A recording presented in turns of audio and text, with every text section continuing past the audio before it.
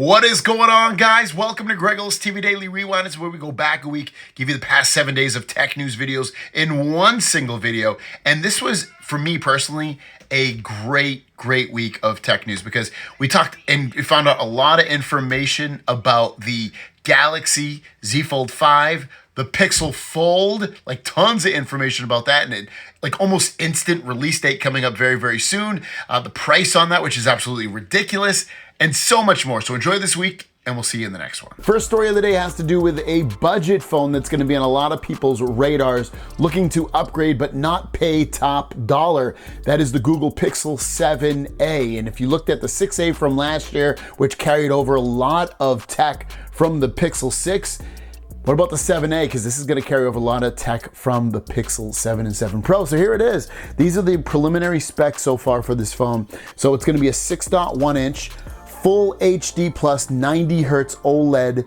display. So small, pretty good refresh rate and OLED display. Tensor G2 processor, which is the same processor you will find in the 7 and the 7 Pro. It'll come with, it doesn't say exactly how much RAM, but it will be LPDDR5 RAM. So you've got to expect it'll probably be about 8 gigs of RAM is my guess. UFS 3.1 storage, so not the exact, absolute fastest 4.0, but not really that big a deal. 64 megapixel Sony IMX787 sensor and a 12 megapixel ultra wide, so pretty good megapixels on those cameras. It will come with 5 watts of wireless charging. This is something I don't think the last version had. I could be wrong though, I can't remember. But yeah, that's good to see 5 watts of wireless charging and run Android 13 out of the box when it is released. So there you go, nice little budget phone coming. It'll most likely come. So the Pixel 8 and 8 Pro will be released in October. This phone will probably be released in July. So a handful more months, but pretty much around the corner, right? Let's be honest. Next up is a feature a lot of people have been waiting and wanting for back from our Samsung watches. This was last released on the Watch 4 Pro. And what about it? It's coming back. So this is the tweet, and the information that's coming out is that Samsung has decided to use a manual bezel ring for the Galaxy Watch 6 Pro. You have already seen it in the Watch 4 Classic. This is 100%, and the Watch 6 and Watch 6 Pro each come in 2 sizes. First story of the day, I really could start anywhere, but I'll start with the Pixel 8 Pro. We've seen the Pixel 7a, or at least heard about specs and things about it, but Pixel 8 Pro, we're already seeing renders of this phone. Now, this is what the Pixel 7 Pro looks like. Here you go. Here's the screen. This is a 6.7 inch display on here. Oh, it looks so white because it's so bright. Let me lower that a little bit so easier on your eyes, guys. There you go. Different size display in the Pixel 8 Pro, slightly different design. Let's talk about it. So this information, as you can see, has been leaked out from Steve McFly, also known as On Leaks. And when we take a closer look at this phone, the Pixel 8 Pro, couple of takeaways: it will have the Tensor G3 processor. It's also going to have a new 6.52 inch display, so it's a smaller display, and I'll talk about why I think they're making that smaller in just a moment. Beyond that, we don't really know all that much about the phone in terms of everything inside and all the features. It should have a slightly updated camera inside there, but fairly the same takeaway, and it honestly looks really similar to what we have now with the Pixel 8 Pro, but otherwise that's what it looks like right now. Smaller display as well, like I mentioned. Now, another thing of why I think that's going to be smaller is because of the Pixel Fold phone, and I think they want to make a big differentiation of this huge, or slightly bit huge, folding phone that Pixel will have, and at the same time have a premium phone like this phone, but it's kind of big, kind of not, and they're going in that direction. So if you want a really big phone, you'll get the folding phone. If you want a medium-sized phone, you'll get the Pixel 8 Pro. If you want a small phone, you'll get a Pixel 7a or just a Pixel 8. And the latest information coming out about the Pixel Fold and 7a is that the Pixel Fold, first off, will come with base storage of 256 gigabytes. It'll also come with 512 gigabytes as released by Max Weinbach. So it'll be a 256 and a 512 version. Colors will be carbon and porcelain, so it should be black or white that you can get. Available in June, guys. That's literally 2 months away or 3, I guess, depending upon how you count it. 3 months away, 2-3 months away, that you'd be able to get the Pixel Fold. Pixel 7a, 128 gigs only, maybe. It might be 256 as well. Colors would be carbon, cotton, Arctic blue, and jade possibly, and also available in June. Now, some more information. He put a little synopsis on his website, Roland Kwan, that is. Google's working on a folding smartphone, Pixel Fold 256, again, or remember, 512 gigabytes. Price will come in at 1,700 euros, which is about what we heard. We heard 1,799, so it's very possible the 256 will be 1,700, the 512 will be 1,800. Availability on June, which is crazy, like I said. 2 color variants, carbon and porcelain. Pixel 7a will have 128 gigs of memory, start at 500 euros or probably 500 bucks. 3 color variants, Arctic blue, carbon, and cotton. Pixel 7a cover color jade hints at a 4th color variant. Launch event, all of them will be launched on May 10th at Google I/O. So within a month and a half or so, a little under 2 months, these devices will actually be launched. Pixel 7a will also be available in June, information to be confirmed. So my mind's blown because initially we were hearing that the Pixel Fold was going to be launched in May or be released in May, and then we heard that it's not. I heard some, not inside stuff, but people said it wasn't coming out that early, and it still might not. Don't get me wrong, this information might be slightly off. But the latest that we're hearing is, I heard October, and now I'm hearing June, which personally I'm more into because, I don't know, when you know a new product's coming out, you don't want to have to wait as long. You want to get it right now. So this is super exciting for me. I love the Pixel cameras and the Pixel software as well. So this is super cool. June release date, May launch, guys. The story of the day is a first look at the Pixel 8. We saw what the Pixel 8 Pro looks like yesterday. What about the Pixel 8? So here's the information so far of what it looks like. This is coming again from OnLeaks, and it looks very close to just a regular plain old Pixel 7. I don't notice a whole lot of difference with the looks of this, so whatever, it's not, in the grand scheme of things, it's super exciting looking. The camera looks, I guess, a tad bit different, but again, nothing too crazy. To add some more information onto this though, we talked about the display size being smaller yesterday, and it looks like that was incorrect information. OnLeaks has come out and said that he did the measurements wrong, and that the display sizes for the Pixel 8 will be 6.2 inches, and the Pixel 8 Pro will be 6.7 inches. Those basically match the display sizes of the Pixel 7 and 7 Pro. So if you're hoping for a smaller 8 Pro, it looks like, again, it's going to be about the same size, at least display size, for the Pixel 7 Pro and the Pixel 8 Pro. And then to add some more information onto that, Max Weinbach is coming out saying that the rumor has it that the Pixel 8 and 8 Pro are getting new camera sensors with staggered HDR, which means that the secondary sensor on the 8 Pro is likely a LiDAR sensor because if it has autofocus, the 8 would have it. So it looks like if you're wanting LiDAR, which is a sonar technology, radar technology, that the Pixel 8 Pro will have that. Another thing I didn't really mention yesterday is the Pixel 8 Pro is looking like it will not have a curved display. They have a flat display, more akin to, I don't know where my iPhone is. Oh, my iPhone's next to me. As akin to an iPhone. Have it on this thing. So if you like flat displays, it looks like the Pixel 8 Pro will have a flat display, which will differentiate it from the Pixel 7 Pro. And now, honestly, it'll probably make it feel a little bit bigger, or at least the display feel like it's a little bit bigger. Our last story of the day puts into consideration a really nice thing for the Pixel Fold. Now, the Pixel Fold, remember, is going to be the competitor to the Galaxy Z Fold phone, and there's some big information coming out about this price-wise. So here's the information. This is coming from Yogesh Brar, saying that both the Pixel 7a and Pixel Fold will make their debuts at Google I/O in May, which is next month, or 2 months from now, I should say. The 7a will be available in global markets by Q3, while the Fold will be launched in select regions. So it sounds like the Fold will be released in June, but only in certain places. So if you're expecting it in India, it does not sound like it's coming to India. It'll definitely be America, and maybe some places in Europe as well.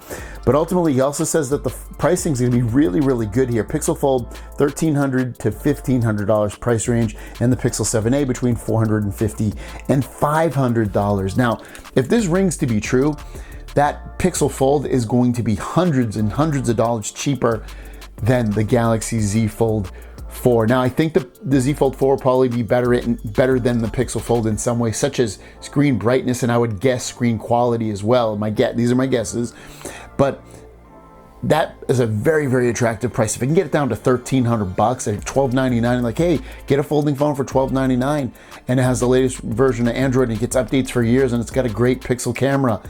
This is a huge, huge thing. So we'll keep our eyes on this one, but that is very exciting news for the Pixel Fold in general. And your first story of the day is about YouTube TV. It seems like the cost of traditional streaming television that you can get has gone up to the point where it's actually more expensive than cable, and it keeps getting more expensive, just like cable was. And the latest in line is YouTube TV, because today they put out a notice that they are increasing the price of their television cost to $72.99 per month. And if you look at this little chart right here, they started off in 2017 at $35 a month, which is very economical, and then it went all the way up to $72.99, and that's basically doubled and more in a matter of about 5 or 6 years.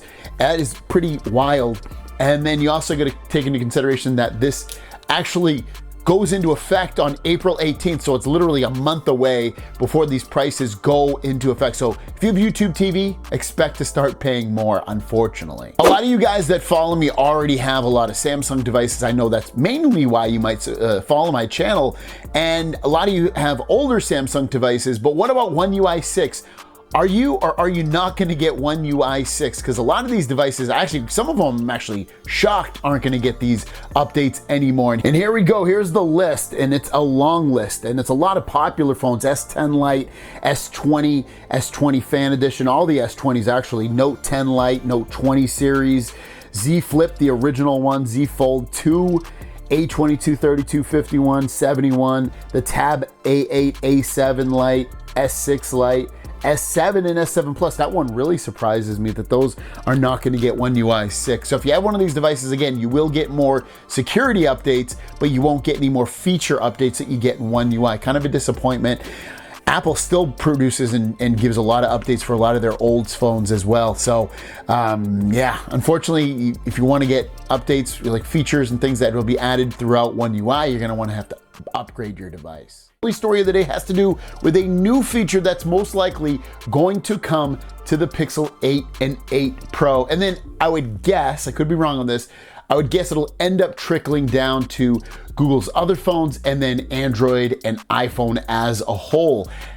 This feature is a cool feature. It is something that's going to be taken from, so what originally launched with the Pixel 7 and 7 Pro was photo unblur, and basically what it is, it took your photos and you could unblur your old photos that you took with this phone or a different phone, and you did it all through that Google Photos app, and it again unblurred the photo for the best part. It didn't change it maybe 100% perfectly, but it would definitely improve it with an algorithm and AI overall, and it was a cool feature. Well, what's the next evolution of that when you take a blurry video? Google Photos is readying video unblur possibly for the Pixel 8 and 8 Pro. So they got this information ripped out of an APK. An APK is what an Android app is. If you think of EXEs on Windows, they can rip everything out of there and see what is going to be released or talked about in it. And some of the stuff they're deciphering from it is that it's going to have video unblur. I think that's a great feature. It's definitely a great evolution from photo unblur to now video unblur. So I love that. The first story of the day has to do with the Galaxy Z Fold 5. Now, we've heard some things about the Z Fold 5 that aren't that exciting, that enticing, that much of an improvement over the last generation, the Galaxy Z Fold 4. And in a lot of ways, I mean, let's be honest, this is still a really great phone. It's not like we're going from this and we're like completely, oh, we need an upgrade, it's just so awful. It's not like that, let's be honest. It's still a really good, solid phone overall, an exciting phone still at that. And Z Fold 5, from what we heard, for the most part, is gonna have the same outside display size, same inside display size, probably the same charging speeds at 25 and 45 watt. It will have a faster processor, Snapdragon 8 Gen 2. It should have the same RAM. It should have the same storage sizes for this, up to 1 terabyte most likely.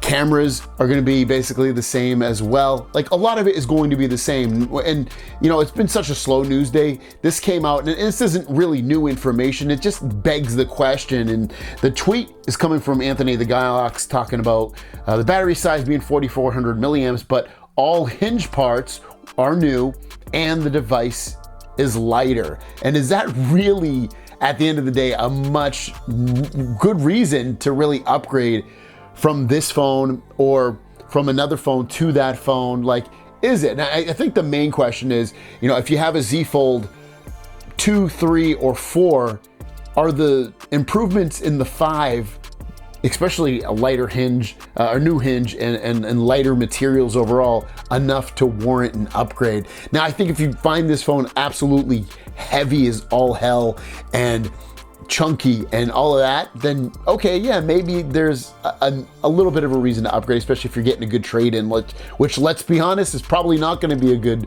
trade-in for the phone. And when things like this happen, where you're basing off reasons to upgrade off it being lighter and having a new hinge, that's where I don't get that excited. And of course, the new hinge could help with the way the indent in the screen looks, the crease, but you get used to it, like I've said 100,000 million times, and you don't even think about it. For someone that's looking at it new, yeah, sure, it sticks out like a sore thumb, but you get used to it and it doesn't even cross your mind anymore. And I just don't think something being a little bit lighter and having new hinge parts and in a smaller crease are a really, really great reason to upgrade on a phone. I still think if you're gonna buy any of the Z Folds, yes, buy the Z Fold 5. If you haven't had a Fold phone, I wouldn't say, yeah, grab the Fold 4 or 3 or 2. But yeah, I mean, unless the Fold 5 is just way too expensive with a trade-in, then yeah, sure, grab a 4. But ultimately, Fold 5 will be the best of the folding phones. This question and story really is for people on, Fold 1, 2, 3, or 4 in that regard. But let me know. Our story of the day has to do with the Galaxy Z Fold 5 and Flip 5. Some new and confirmed information have come out for the Flip and the Fold 5 phones from Mr. Ice Universe, and we're gonna go through this kind of laundry list of items that you wanted to know and that confirm some things as well. So let's go through this. So first of all, you can see the tweet starts off saying, disclose some Flip 5 and Fold 5 specifications. I mentioned them before, but now I'm putting them together. It says both the Fold 5 and the Flip 5 will adopt water droplet hinges and support IPX8 level waterproof. So if you wanted dust resistance, doesn't look like it's coming to the Flip or the Fold 5. It'll still only be the water resistance. Better than nothing, the way I look at it. And if I could have one or the other, I would definitely want the water resistance. That water resistance should be, I think, what is that, like 6 feet of water for 30 minutes or something like that. It's a fair amount of water to be submerged into for a certain amount of time. The size of the Fold 5 is only 0.2 millimeters different from that of the Fold 4, which can be almost understood as the same size. However, after folding, the gap disappears and becomes thinner, reducing the thickness to 13.x millimeters. So not a huge difference in the overall size of it, but when you close it, you should notice a difference of some sort when you're holding it like a hamburger. The Fold 5 weight is 254 grams. Fold 4 weight, if I'm not mistaken, was 263 grams. So about 9 grams less than the Fold 4, so it's gonna be lighter, a little less fatigue, I guess you could say, when you actually hold it, but not enough that's gonna blow you away. Fold 5 outer display is 6.2 inches. That's the same as it is now. That's the same as it has been for basically the last few years. Don't get blown away by it. It's whatever. I feel like it's a disappointment though. So I wanted a fatter, different sized outer display, and they're not doing that. The Flip 5 outer screen is almost square and 3.4 inches. So this outer screen will occupy most of the screen. So we've seen that before, that the Fold 5 on the outside, especially on like I guess it's the top half, is gonna be mostly screen. That's awesome. I think that's really cool. It's gonna be a great reason for people to upgrade. It's also gonna be a reason for people to get a screen protector of some sort on the back so it doesn't scratch or break. I guess that is one thing to be concerned with, but it's kind of cool. I like having the two fairly big displays on there. One thing that has changed on the Flip 5s is the inner screen bezel of the Flip 5 will be narrower, so it'll seem, I guess, like maybe you're getting more display when you open it, but probably not. It's just gonna be the bezel smaller on there. So it'll be a little bit more attractive, most likely. New touchscreen technology, he doesn't go into detail about it, so I don't know if that means that the response rates are even better, or maybe you can do more, I don't know, but new touchscreen technology. The other bit of information on here is that the processor on the Flip 5 and Fold 5 will be the Snapdragon 8 Gen 2, the same processor S23 series, which, as you know, has amazing benchmarks and amazing battery life. So I think one of the big selling points for the Flip 5 and Fold 5 will be that the battery life is improved, especially over its predecessors. The same way the S23 Ultra phone is doing really well with battery tests. What are your thoughts on this so far? Is it looking like a phone to upgrade to? Is it looking like a disappointment? Let me know in the comments down below. Without further ado, let's get into our Q&A. Sam Taylor asks, question, I know you love the Fold 4 and upgrade every year. Are you going to try the Google Fold phone when it is released? Would be interesting hearing your reviews and comparing them. Yes, I will definitely be getting it. I'll be comparing it against the Z Fold 4. And I'll let you know my thoughts on that, definitely. I'm hoping that Google will send it to me. I'm part of Team Pixel, and I love getting the Pixel phones for free, and hopefully they'll send me the Pixel Fold and I won't have to buy it. But if I have to, I'll reach in my pocket and I will buy it, because it is a phone I'm very, very excited about. Thanks for your questions. If you have a question, leave it in the comments down below, #question, and we'll see you down the road.